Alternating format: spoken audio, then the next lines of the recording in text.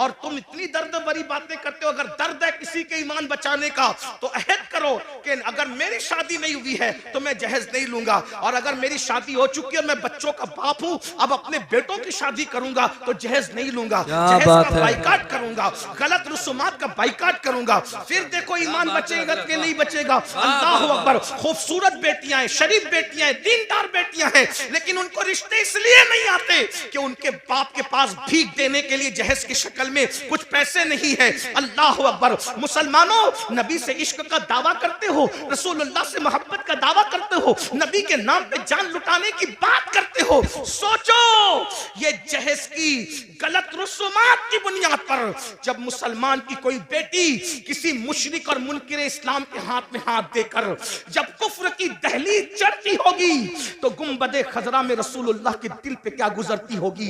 अल्लाह अकबर। हुजूर के दिल पे क्या गुजरती, इसलिए कि उसका बाप तो नावाकिफ है कि मेरी बेटी क्या कर रही है, लेकिन नबी तो हर चीज से वाकिफ है।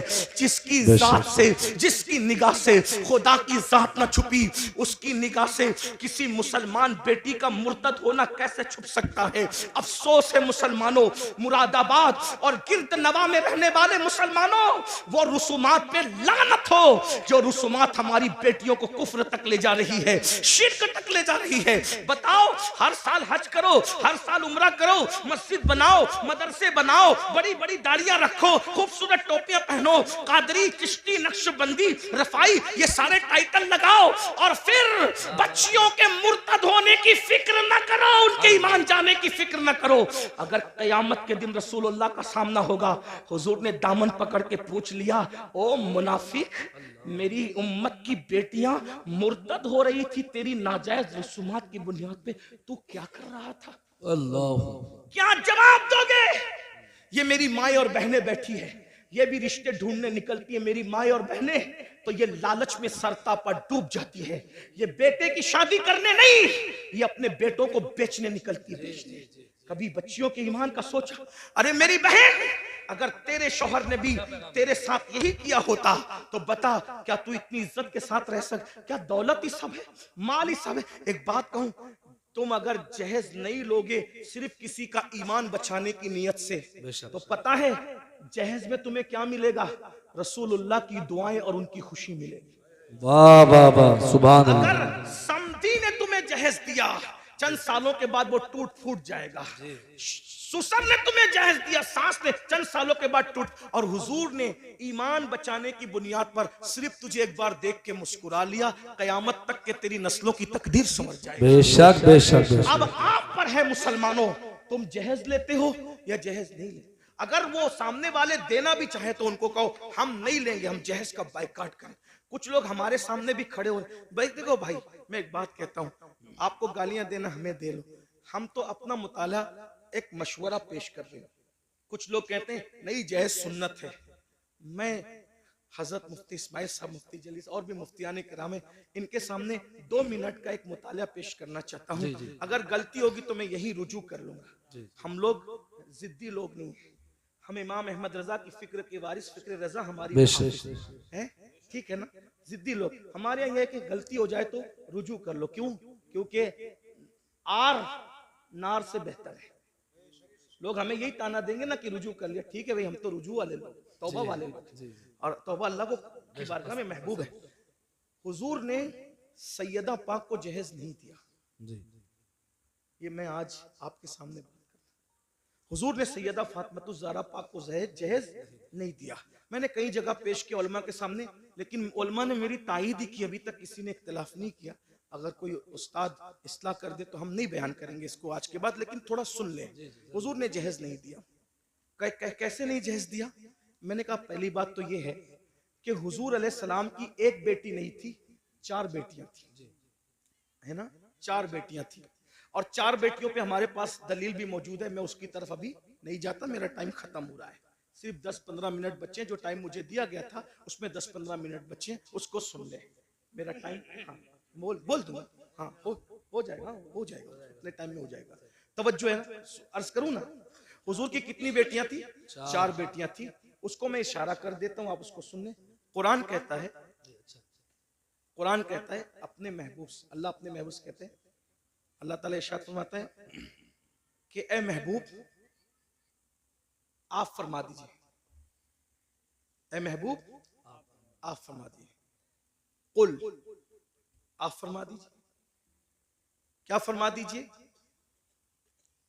क्या फरमा दीजिए, ले अज़वाजी का, अल्लाह फरमाता है कुल ले अज़वाजी का व बनाती का और व निसाइल मुमिनीन।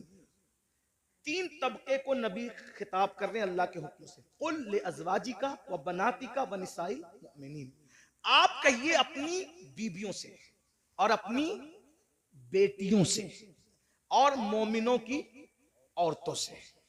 तो ये बनाती का जो है ना, ये बनाती का, क्योंकि अरबी जबान का हुस्न ये है कि हर जबान में वाहिद और जमा है, बात खत्म। अरबी में वाहिद तस्निया, जमा किल्लत, जमा कसरत, है ना ये तफसीर। तो कुरान क्या कह रहा है, वह बनाती का, तस्निये के साथ नहीं है, किसके साथ है, जमा के साथ।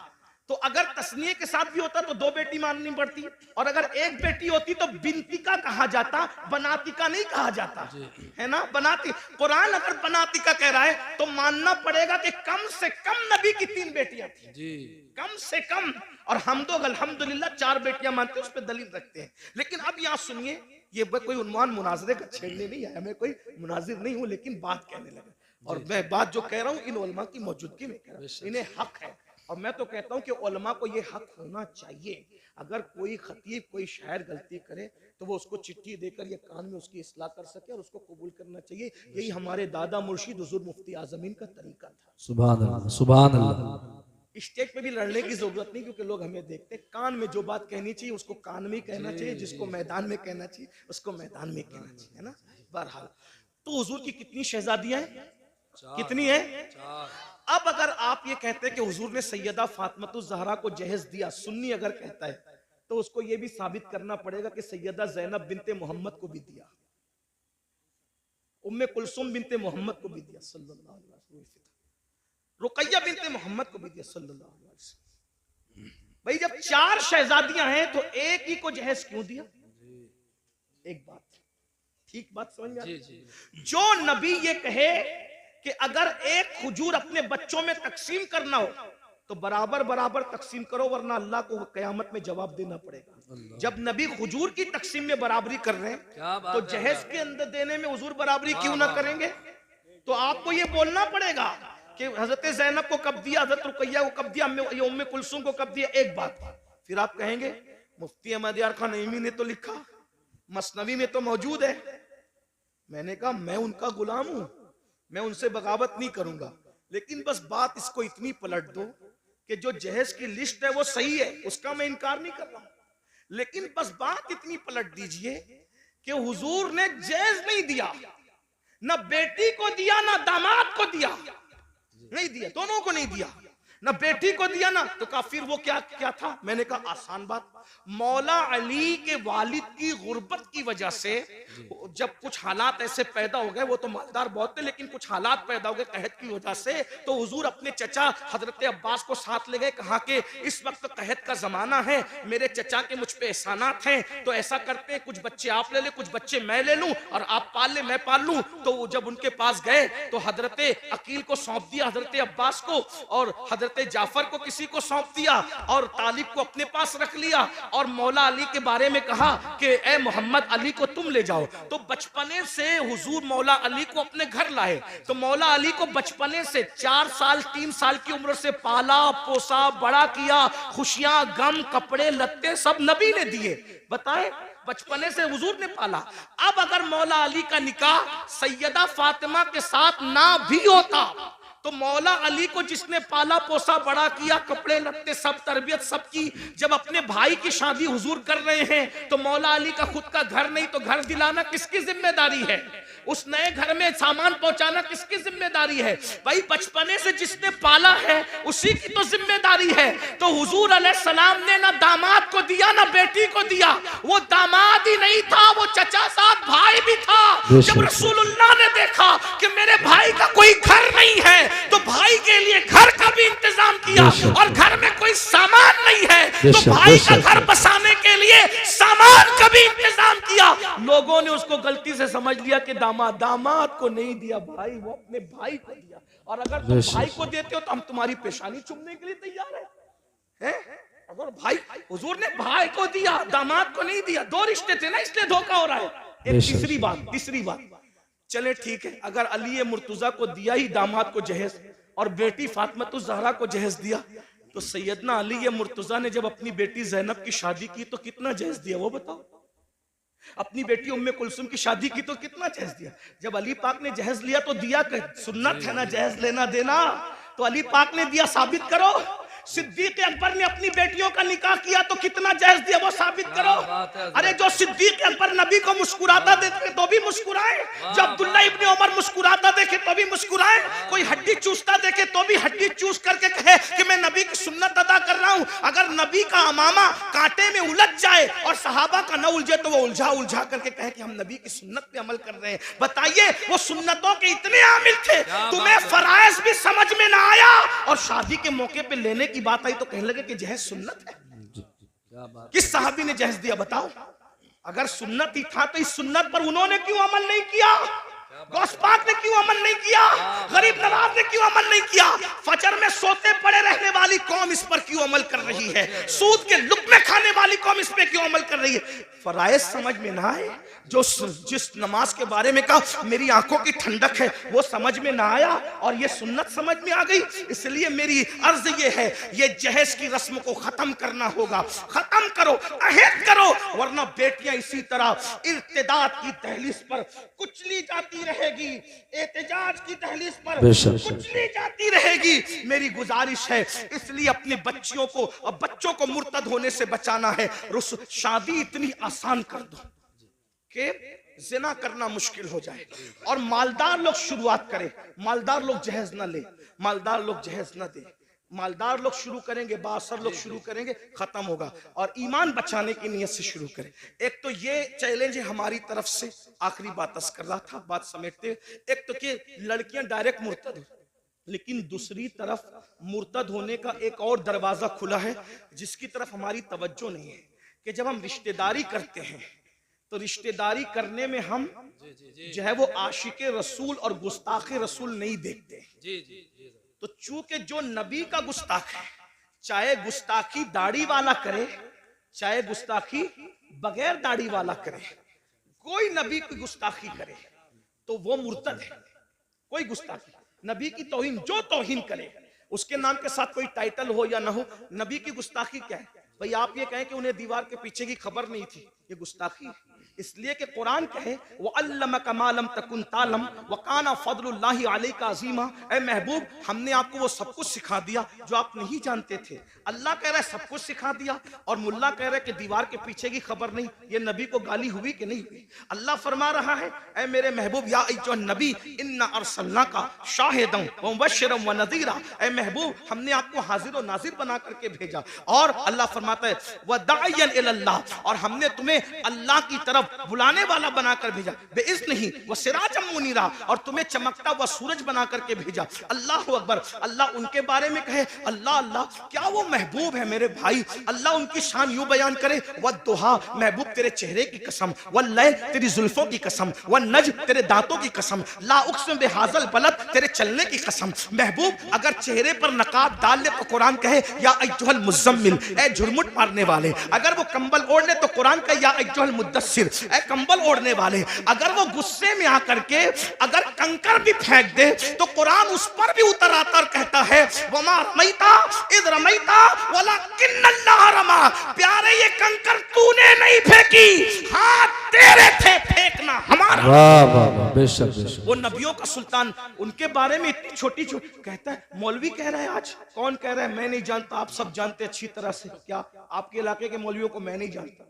जो जिनको जानता हूं उनके चेहरे बताने के मैं इनको जानता हूं, ये मुझे जानते हैं, और जिनको नहीं जानता उनको नहीं जानता। कहते उम्मी उम्मी उम्मी, उम्मी का मतलब अनपढ़, नबी को पढ़ना नहीं आता था। और तू पढ़ लिख लिया नबी की हदीसों से और नबी को पढ़ना नहीं आता था, क्या पागलपन है।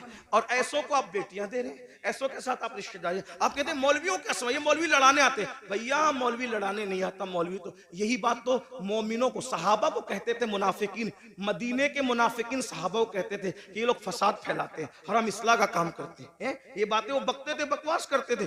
भाइयों, अपनी बेटी को अगर तुम किसी गुस्ताख के साथ बिया दोगे तो वो गुस्ताख रसूल को ससुर कह मानेगी, गुस्ताख रसूल को शौहर मानेगी। और कुछ लोग तो ऐसे चढ़ दौड़ करके आते हैं हमारे पास, अरे मौलवी साहब हमने तो बदअकीदों की बेटी के निकाह आपको पढ़ाना पड़ेगा। मैंने कहा अच्छा, मेरी बहुत ज्यादा लोगों से नहीं जमती है, मेरी तबीयत में नरमी बहुत है, लेकिन बहुत ज्यादा लोगों, इसलिए कि हम मसलक के मामले में कहीं कंप्रोमाइज करना नहीं चाहते। ऐसे काम को आग लगे, लानत हो उस काम पर जिससे मसलक का सौदा हो जाए। हम मसलहत के कायल हैं, मसलक फरोशी के कायल नहीं। हाँ, तबीयत में नरमी होनी चाहिए मगर मौकिफ में सख्ती होनी चाहिए, और हमारा मौकिफ वही हो जो गुज़िश्ता सदी में इमाम अहले सुन्नत ने बयान। बेशक बेशक सुभान अल्लाह। हाँ, हमारा नजरिया वही होना चाहिए। माहौल देखकर पूरी मत बांधो, मजमा देख के बातें मत करो, क्योंकि अल्लाह की बारगाह में खड़े होना है। अरे कहते हैं निकाह आपको पढ़ाना है, हम तो बदअकीदों के यहाँ से दूसरी पार्टी से लाए हजरत। मैंने कहा अच्छा, तो कहा हजरत चंद दिन में सुन्नी बना लेंगे। मैंने कहा तू बड़ा सुन्नी बन गया जो उसको बहू को सुन्नी बनाएगा जी। और अगर वो बन भी जाए तो क्या वो गुस्ताख रसूल को अब्बा कह के न पुकारेगी? तुम्हारा पोता पैदा हुआ तो उसका नाना मरेगा तो उसका जनाजा, वो गुस्ताख का जनाजा तुम्हारा पोता पढ़ने न जाएगा? हैं? तुम कितने सुन्नी हुए जो दूसरों को सुन्नी बनाओगे? हैं? जिसका खाते हो उसकी वफादारी करो, कम से कम कुत्ते से सीखा होता। कुत्ता एक रोटी खाता है, मालिक की वफादारी करता है। हमें जो मिला है नबी के सदके में मिला है। कहते हैं उम्मी है, अनपढ़ है। मैंने कहा पागल हुआ है, पागल हुआ है, पागल है, कैसी बात करता है? उम्मी है, अनपढ़ है। हुजूर अनपढ़ नहीं थे। उम्मी की तो तशरीह आशिकों ने बहुत की है। उम्मुल कुरा में पैदा हुए इसलिए उम्मी थे। अल्लाह के सिवा किसी से नहीं पढ़े इसलिए उम्मी थे। अल्लाह के अलावा उनका कोई उस्ताद नहीं है, और ये शान सिर्फ रसूलुल्लाह की है। अपने जैसे किसी बशर से उन्होंने नहीं पढ़ा। अर्रहमान अल्लमल कुरान, रहमान से उन्होंने पढ़ा। अल्लमल इंसान अल्लमहुल बयान, खलकल इंसान अल्लमहुल बयान। अल्लाह ने इंसान को पैदा किया और इल्म बयान सिखाया। वअल्लमक मा लम तकुन तालम। मेरे इमाम कहते हैं ऐसा उम्मी किस लिए मिन्नत कशे उस्ताद हो, ऐसा उम्मी किस लिए मिन्नत कशे उस्ताद हो। क्या किफायत उसको इकरा रब्बुकल अकरम नहीं? क्या किफायत उसको इकरा रब्बुक। और उम्मी का एक माना माँ वाला भी होता है कि मेरे नबी माँ वाले थे, यानी माँ होने की एतबार से मेरे नबी की माँ जैसी थी, वैसे किसी की माँ हो भी नहीं सकती। हुजूर माँ वाला, बेशक बेशक मतलब माँ वाला, उम्मुल कुरा वाला, माँ वाला। उम्मुल किताब वाला भी उम्मी होता है, क्योंकि कुरान का एक नाम उम्मुल किताब भी है। उम्मुल किताब। अब आप कहते हैं अनपढ़। मैंने आखिरी बात कर दूं, चिट्ठियां इसलिए कर दूं वरना खत्म कर रहा। लोग क्या कह रहे हैं, क्या कह रहे हैं? ये लोग आपकी बस्तियों में रहते हैं, उन उम्मी थे अनपढ़। मैंने कहा भाई उम्मी थे, अल्लाह के शागिर्द थे, अल्लाह से पढ़ा था, लेकिन हुजूर का ये फरमान नहीं सुना। आका फरमाते अना मदीनतुल इल्म। आका ने क्या फरमाया? अना मदीनतुल इल्म। अनपढ़ कर रहे हो नबी को, नबी करे मैं इल्म का शहर हूं, वो अली जुन बाबू, हाँ, और अली उसका दरवाजा है। नबी ने क्या कहा? मैं इल्म का, बोलो मैं इल्म का, मैं इल्म का शहर किसको कहते हैं? आपके गांव का नाम क्या है? हरियाणा। ये क्या है? बोलो भाई, जो समझ में आ रहा है बोल दो, इस्लाह हो जाएगी। ये क्या है? शोरूम जाना होता है तो कहां जाते हो? मुरादाबाद है। और मुरादाबाद में नहीं मिलता तो कहां जाते हो? दिल्ली। और दिल्ली में सब मिल जाता है। क्यों? शहर की तारीफ बहार शरीयत में, जहां जुमा के कयाम के लिए बहस आई है, फतावा रज़विया में भी, बहार शरीयत में भी एक शहर का होना भी बयान किया गया। जी जी जी जी, शहर का होना भी बयान किया गया है। कि शहर का, यानी शहर का होना, शहर और शहर की तारीफ क्या बयान की? शहर की तारीफ में एक बात ये भी बयान की कि जिसमें बाजार हो, जिसमें हाँ बाजार हो। बाजार उर्दू की किताब है, बारे शरीयत उठा के देख ली, आलिम बनाने वाली किताब है। और तो फतावा रज़विया में भी है। जुमा के लिए शहर हो और शहर के लिए एक बात ये भी है, निशानी शहर की क्या है, उसमें क्या हो, बोलो भाई क्या हो, बाजार। और बाजार जो होता है ना शहर का, उसमें सब मिलता है। बोलो भाई क्या मिलता है बाजार में? दिल्ली में आप बाजार में जाएंगे ना तो कोई ये नहीं कहेगा कि ये नहीं मिलता, क्योंकि एक बाजार नहीं होते, कई बाजार होते हैं, है ना। ये नहीं मिला तो वहां नहीं मिला। और मुंबई, दिल्ली से बड़े बड़े शहर में बड़े बड़े बाजार होते हैं। अब सुनना, नबी क्या कह रहे हैं? अना मदीनतुल इल्म, मैं इल्म का गांव नहीं हूं, इल्म का शहर हूं। और शहर में हर चीज मिलती है। वो बता, अगर हर इल्म चाहिए मेरे पास आओ, साइंस यहां से मिलेगी, टेक्नोलॉजी यहां से मिलेगी, अलजेब्रा यहां से मिले। अरे अलजेब्रा पे लोग घमंड करते हैं। किसी और जबान में अलिफ लाम के साथ कोई बात करता हो तो बताओ, ये अलजेब्रा ही बता रहा है कि ये अरबियों का दिया हुआ है। ये अलजेब्रा ही बता रहा है कि ये अरबियों का। नबी कह रहे मैं इल्म का शहर हूं, जैसे शहर में सब मिलता है वैसे मेरे यहाँ हर इल्म मिलता है। लेकिन मुझे बताओ, क्या मुरादाबाद वाले ये कह सकते हैं कि मैंने पूरा मुरादाबाद देखा है? दिल्ली वाले कह सकते हैं मैंने पूरा दिल्ली देखा है? मुंबई वाले कह सकते हैं मैंने पूरा मुंबई देखा? बोलो कोई कह सकता है? नहीं। पूरा शहर पैदा होके आदमी मर जाता है शहर में, लेकिन गली गली घर घर नहीं देख पाता। तो नबी कह रहे मैं इल्म का शहर हूं। अरे जब तू दिल्ली जैसा शहर पूरा नहीं घूम सकता तो इल्म का शहर मुस्तफा जाने रहमत को तू क्या जान सकता है? तो अब शहर की पहचान कैसे होती है? तो शहर का एक दरवाजा होता है, जितना बड़ा दरवाजा होगा शहर का अंदाजा उसी से लगाया जाएगा। नबी कह रहे हैं अना मदीनतुल इल्म, मैं इल्म का शहर हूं। वो अली चुन बाबूहा, अली उसका दरवाजा है। दरवाजे को देखकर शहर का अंदाजा लगाओ।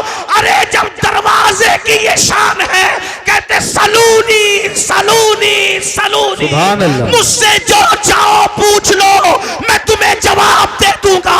तुम जमीन के जितने रास्ते जानते हो उससे ज्यादा मैं आसमानों के रास्ते जानता हूं। तो जब दरवाजे की ये शान है तो शहर इल्म मुस्तफा जाने रहमत की शान का आलम। सुभान अल्लाह, नारे तकबीर। याद रखो, इसी अकीदे पे कायम रहो। अपनी बेटियां आशिकों के यहाँ दो, गुस्ताखों के यहाँ मत दो। और आखिरी दो जुमले, सिर्फ नबी के गुस्ताख नहीं, सहाबा के गुस्ताखों को भी, वाह वाह वाह, अहले बैत के गुस्ताखों को भी बेटी न देना। क्योंकि शिफा शरीफ में काजी अयाज लिखते हैं कि एक शख्स मर रहा था। तवज्जो, शिफा को अगर मानते हैं काजी अयाज की तो सुन लो। एक शख्स मर रहा था, उसकी जबान पे कलमा नहीं आ रहा था। लोग कहते थे तू कलमा नहीं पढ़ पा रहा है, तो वो कहता था मैं अबू बकर उमर के गुस्ताखों के साथ बैठता था, इसलिए मेरी जबान पे कलमा नहीं आ रहा है। मेरे भाई जो अबू बकर और सिद्दीक और फारूक आजम के गुस्ताखों के साथ बैठे, सिर्फ गुस्ताखी ना करे, सिर्फ बैठे, मरते वक्त उसकी जबान पे कलमा नहीं आता, तो जो रसूलुल्लाह के गुस्ताखों से रिश्तेदारी करे, मरते वक्त उसकी ज़बान पे कैसे कलमा आएगा? आपके ज़िम्मे है ईमान कैसे बचाते हो। उन्हें जाना, उन्हें माना, न रखा गैर से काम। लिल्लाहिल हम्द, मैं दुनिया से मुसलमान गया। मेरा वक्त तो पूरा हुआ, 2 मिनट मैंने ज़्यादा ली, उसके लिए माज़रत। अस्तग़फिरुल्लाह रब्बी मिन कुल्लि ज़ंबिन व तूबु इलैहि। अभी जाना नहीं, महफिल जारी रहेगी। ऐसी महफिल सजने के लिए बहुत मेहनत लगती है। अभी मुफ्ती साहब का खिताब होना है, हम लोग इसलिए जल्दी आ गए कि जल्दी जाएंगे तो जल्दी महफिल शुरू हो जाएगी। हम लोग पब्लिक देख कर नहीं आते। हाँ 72 भी हो ना, वफादार चलेंगे। लेकिन अल्लाह ने आपको भेज दिया, आप सब आ गए माशाल्लाह। हम तो माशाल्लाह 8:30 या 8:35 से यहाँ के बैठे। हाँ अल्हम्दुलिल्लाह, मुफ्ती साहब भी तकरीबन 8:45 के करीब आ गए थे, 8:45 या 9 के आसपास वो भी आ गए। तो ये उलमा पहले, और मैं तो आपको मशवरा दूंगा ऐसे ही करो। अभी कुछ किसी के सताने और ये किसी के प्रेशर में करते हो, लेकिन महफिल का मिजाज बना लो। मगरिब के बाद या इशा अव्वल वक्त में पढ़ के शुरू करो, 11, साढ़े 11, 12 तक के महफिल ख़त्म करो। तुम भी फजर पढ़ो, हमें भी फजर पढ़ने दो, वरना मुकर्रिर तो बेचारा जाग करके फजर पढ़ लेता है, क्योंकि सुबह वो जोहर तक सोएगा। लेकिन आपको तो काम पे जाना है। फजर जो रोज पढ़ता है वो भी हमारे जलसे की वजह से पढ़ नहीं पाता। अगर एक की भी फजर हमारे जलसे की वजह से तर्क होगी तो मैं समझता हूँ कि कहीं ना कहीं जिम्मेदार भी पकड़ में आएंगे और छोड़ने वाला भी पकड़ में आएगा। और करोड़ों जलसे एक पल्ले में रखा जाए और फजर की एक नमाज एक पल्ले में रखा जाए, दोनों बराबर नहीं हो सकती। इसलिए 3 बजे तक 2 बजे तक मत जगाया करो, जल्दी जलसे खत्म। जलसे देर तक चलाना कमाल नहीं है, जलसे में अच्छा पैगाम देना ये कमाल। बेशक अल्लाह पाक की बारगाह में दुआ है, गुफ्तगू के दरमियान मुझसे कोई भी गलती हो गई हो अल्लाह ताला माफ कर दे। अस्तगफिरुल्लाह रब्बी मिन कुल्लि ज़ंबिन व अतूबु इलैहि व मा अलैना इल्लल बलाग। बिल्कुल आप हजरात बैठे रहें, हजरत का